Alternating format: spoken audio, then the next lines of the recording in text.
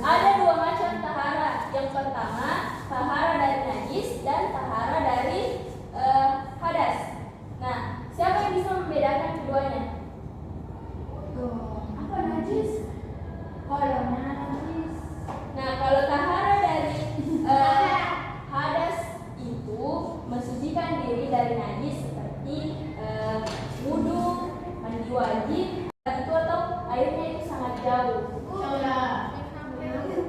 Iya Bu. Emang sampai terusnya. Nah, tanya ibu tanya. Ibu. Bu. Izin sebentar Bu.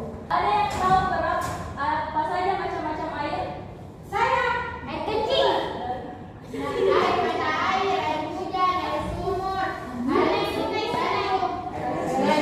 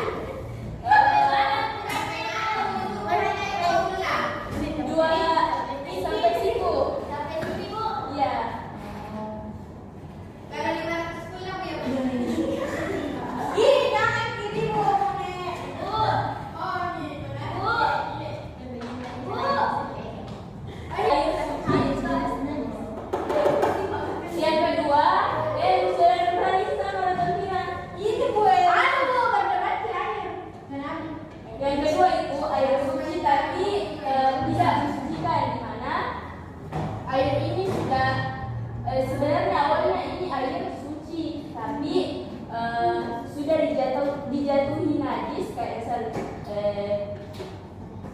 kencing kucing atau berak anjing kok pasti berubah warnanya. Nah jelas-jelas